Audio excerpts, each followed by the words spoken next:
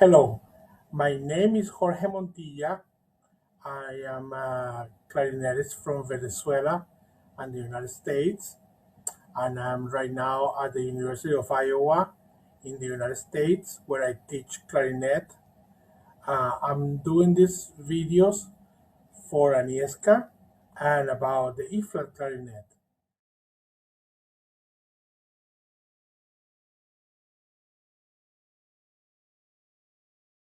It's a particular story because a long time ago in 1989, I became, well, it was 1987, I became clarinetist of the Simon Bolivar Youth Orchestra, and my position was to play the second clarinet and the accessory instruments. That means the bass clarinet and the E-flat clarinet. So I started playing the bass clarinet because most of the repertory that was played at that time used the bass clarinet. So when I had to play the bass clarinet, then I will go to the deposit of the instruments and get a bass clarinet and then go practice it and practice the music and then play. But then there was the first time that they needed E-flat clarinet player, so I was the person to do it. And I went to the same deposit and got an E-flat clarinet for the first time to play in a professional orchestra. So I got it, and it was to play Berlioz' Fantastic Symphony Fantastique. So I got the instrument and I practiced and I played. So that's how it happened.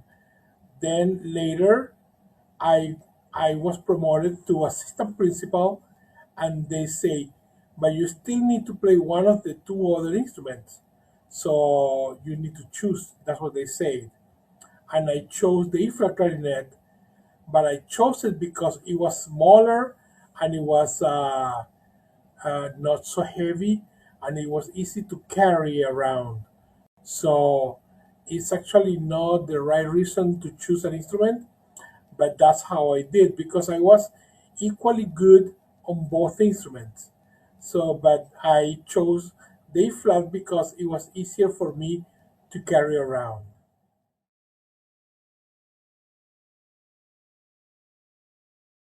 I think that the instrument itself is a different instrument.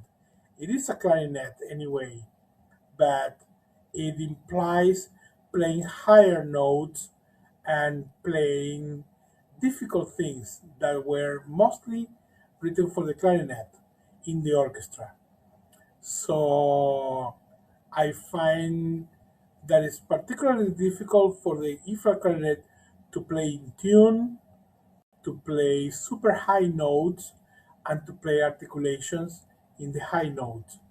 It's also difficult for this instrument to play soft, which is a true challenge.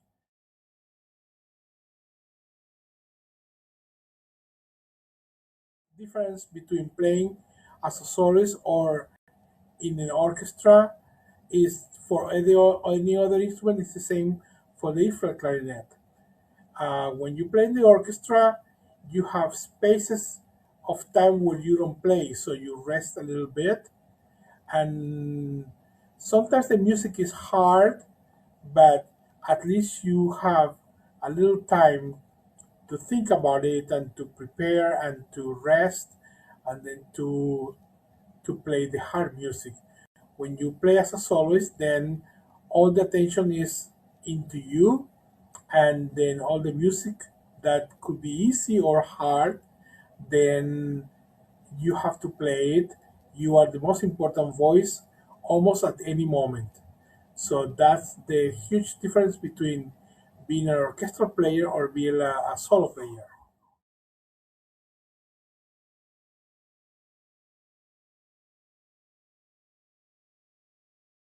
Well, it is true that most things that we can play on the B flat clarinet can be played on the E flat clarinet just as they are. They will just change what the notes that they are playing, but the technically is supposed to be about the same. That means that some of the technical work that we do for the B flat clarinet can also be done for the E flat clarinet to the development. Since I just mentioned in my second video that the things that are difficult for the E flat clarinet are to play soft and to play in tune and to play high notes and to articulate, then those are the things that I practice or that I try to work on the E flat. Just the control on the high notes, on the blowing and the voicing, and the fingering, and also the dynamics and the control of the articulation on those notes. So that's what I do. The people that are starting to play the clarinet, the beginners, they can use basic exercises that are already written for the B flat clarinet, and then do a little bit of that extended exercising for the things that are particularly difficult for the E flat clarinet that are not necessarily difficult for the B flat clarinet. And I think this is what I think about etudes for the B flat and the E flat clarinet.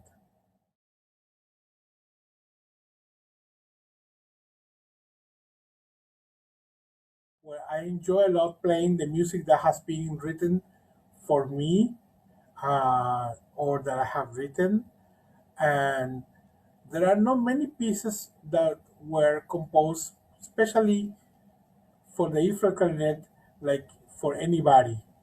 So we still have a few pieces that we know that were written by composers, especially for E flat clarinet for the instrument, but not thinking about a performer in particular. So I think that there are also transcriptions of B flat clarinet pieces that can be played on E flat. They are transposed, but they can be also used to play little solos with piano. I think we have a lot of missing repertory for the E flat. We have to always be in a constant research of new repertory. So I can recommend Alfred Prince's clarinet sonatas.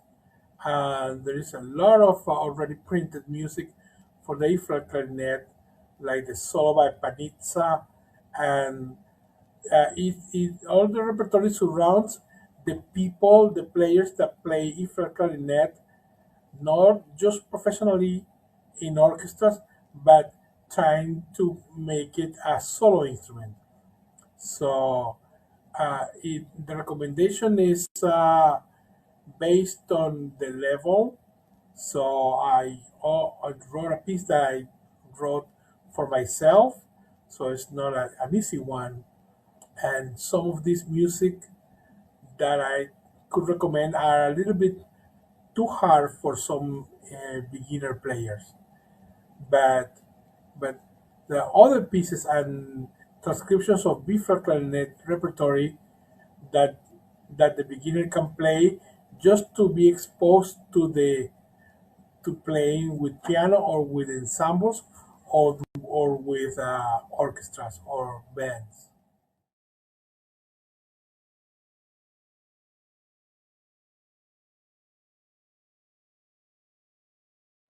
So about writing for the E flat clarinet, I think that if you know and I know the E flat clarinet, then I know if what I'm writing is being easy for the player or not easy for the player. So I try in that case to decide what will be idiomatic for the instrument and yet challenging. So I think that a responsible composer should know about the instrument that he or she is writing for in order to consider the the difficulties, the technical and musical difficulties, and also in order to provide the performer with a possibility to conquer those difficulties that are intrinsic of the instrument.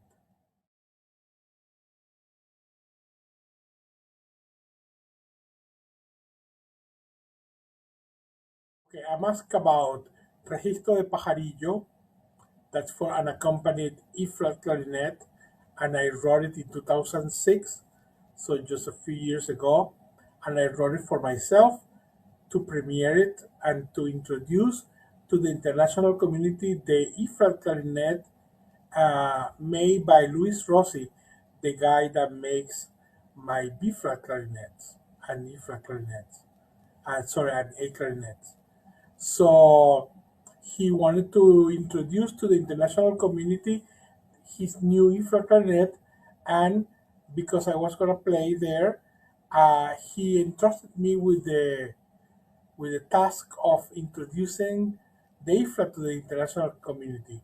So I did it, and I composed a piece because I couldn't find anything that will be Latin American and that will be for the original for the E flat, and that will be challenging for me that I would like to play it.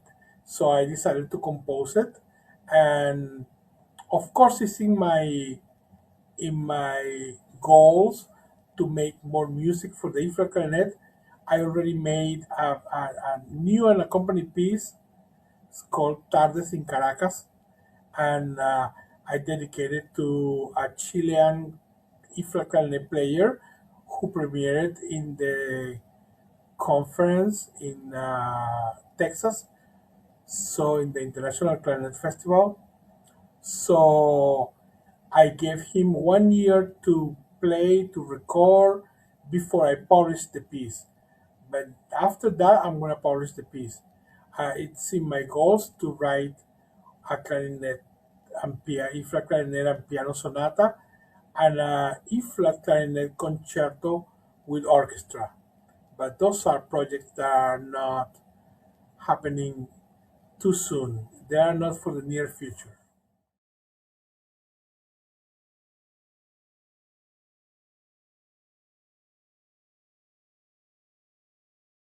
Yeah, about the future of the E flat clarinet, I see that a few people in the world are trying to push it to be recognized as a functional instrument, not only in the orchestra, in the pieces that we already know by Shostakovich, Ravel, or modern composers, but also to be an instrument uh, fully capable of being a strong force in chamber music and solo music. So I think that in the future, I cannot predict the future, but we're working, a group of players are working on expanding the repertory, on composing music, arranging music, and expanding the repertory also that the composers would like to write for the infant clarinet. So I cannot predict the future. So I don't know if it will become a favorite instrument for composers to write music, or it will stay as a niche. Right now, it's more like a niche, and because of that, we don't have a lot of repertory, and not a lot of people play the instrument, and not a lot of composers are interested in the instrument that otherwise has the fame or the reputation to be a nasty instrument that is out of tune and is too loud, etc. So this is my take on what I see for the future.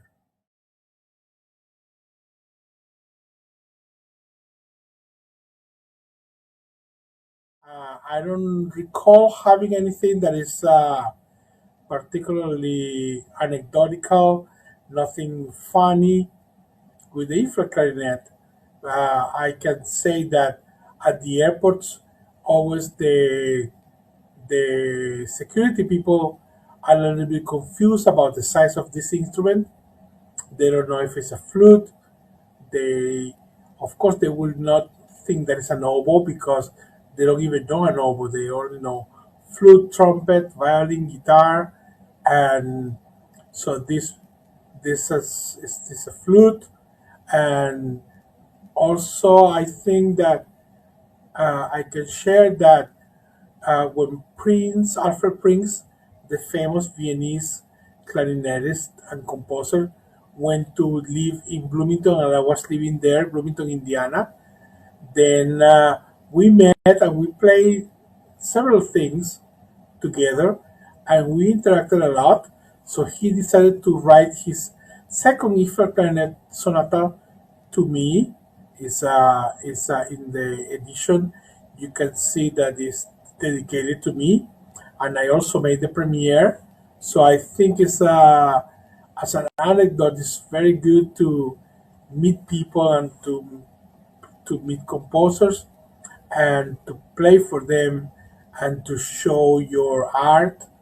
So I I I can also share that when he showed me the music was already transposed, and he was playing it the piano part himself, and the music had no mistakes.